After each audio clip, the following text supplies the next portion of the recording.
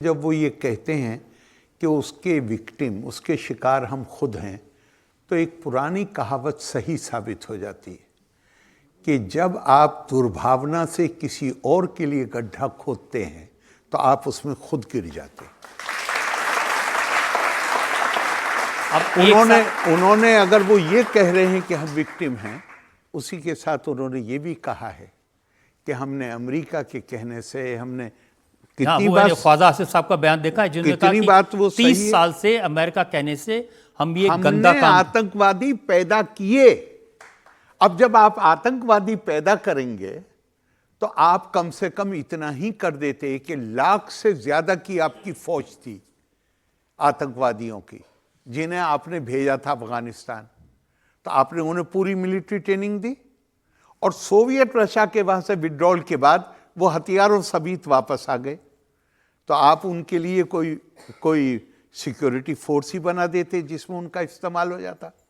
तो आपने तो उन्हें न सिर्फ खुला छोड़ा बल्कि उनको प्रोत्साहित किया कि वो पाकिस्तान ऑक्युपाइड कश्मीर के रास्ते से घुस के भारत में दाखिल हों, और यहाँ पे वो उन्हीं घटनाओं को अब लोगों को याद नहीं रहता असल में जब पुरानी बात हो जाती है।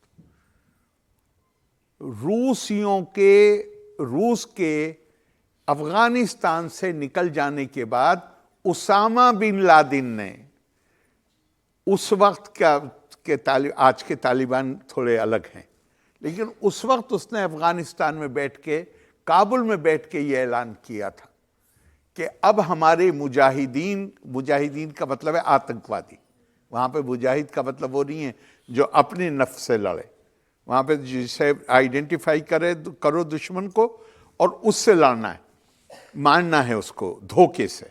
आतंकवाद का मतलब है तो फौज लेके आओ ना, अगर आपको लड़ाई लड़नी है तो। आजकल तो अफगानिस्तान से लड़ रहे हैं, अब अफगानिस्तान से भी वो लड़ रहे हैं, इसीलिए तो उन्होंने ऐलान किया था कि अब हमारे मुजाहिदों का रुख हमने कश्मीर की तरफ मोड़ दिया।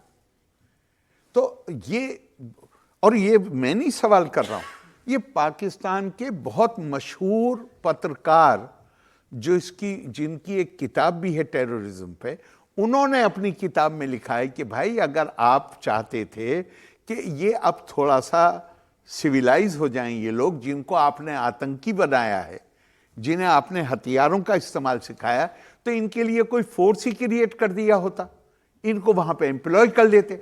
अब उनको आपने ट्रेनिंग भी दी हुई है, वो हथियार जो आपने दिए थे वो उन्हीं के पोजीशन में, तो कहां चलाएंगे? हो सकता है आप विक्टिम हो, आप विक्टिम इसलिए हैं कि आपने गड्ढा दूसरे के लिए खोदा था और आप उसमें लगातार नीचे गिरते जा रहे हैं। और ये जो आरिफ साहब पहलगाम में जो हमला किया उसने लोगों को इतना दर्द दिया है।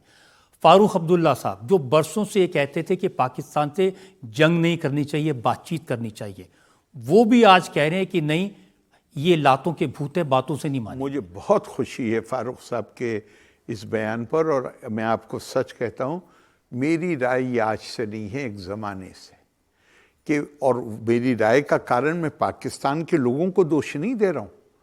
मेरा एक ही आर्गूमेंट रहा है, जब माननीय अटल जी पाकिस्तान जा रहे थे और मुझे भी उसमें शामिल किया गया, उससे पहले मैं नहीं जाना चाहता था और मैंने कहा ये मेरा टाइम और मेरी एनर्जी का वेस्ट है, ये ताल्लुकात सुधर नहीं सकते। क्यों नहीं सुधर सकते? इसलिए नहीं कि मैं ये कहूँ कि वहाँ के लोग नहीं चाहते, इसलिए कि आर्मी जिसकी प्रीमियम पोजीशन है, वो जिस दिन चाहते हैं कंट्री, दुनिया में देश हैं जिनके पास आर्मी है, पाकिस्तान में आर्मी है जिसके पास एक देश।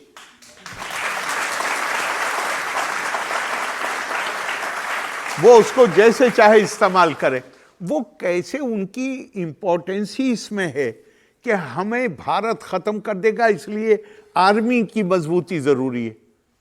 अब ये पहली बार उन्हें खतरा लगा है जब सड़कों पे लोग उनके खिलाफ निकलने लगे, तो उन्होंने ये पहलगाम, कुछ और भी कर सकते थे, पहलगाम, आसिम मुनीर की तकरीर और उसके बाद पहलगाम होना। और उनकी तकरीर में ये तीनों बातें थी, हाँ, कश्मीर भी था, कलमा भी था और हिंदुओं के खिलाफ बात, और ये तीनों वहाँ दिखी हैं।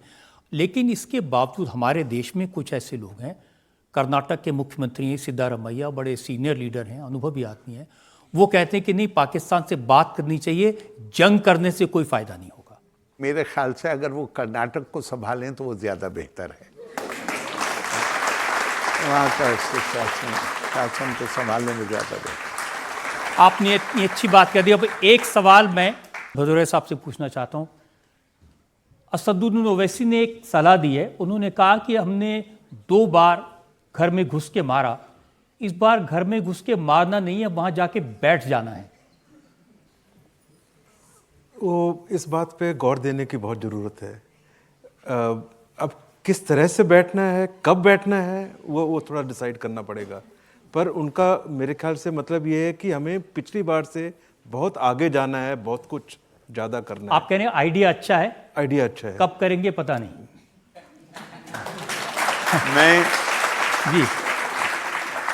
मैं असदुद्दीन ओवैसी साहब की बात से लगभग पूरी तरह सहमत हूँ, लेकिन मुझे लगता है कि आज वहाँ का वातावरण ऐसा है कि जिस तरह बांग्लादेश में सिर्फ आपको ये सुनिश्चित करना था कि नरसंहार को रोक दीजिए। बंगालियों ने खुद बैठ गए, बंगाली वहाँ, हमने तो कब्जा नहीं किया बांग्लादेश पे, बंगाली बैठ गए। आज पाकिस्तान में भी लगभग वही स्थिति है। लोगों की नाराजगी वहाँ की फौज से इतनी ज़्यादा है, लेकिन उनके आतंक से डरते हैं। वो चुने हुए लोगों को जेल में डाल देते हैं, तो एक आम आदमी की क्या हैसियत है। लिहाजा कोई थोड़ी सी बाहर की मदद होगी तो मेरा ख्याल है कि वो खुद ही मुक्ति पा लेंगे। इस बार काम हो जाएगा लगता है।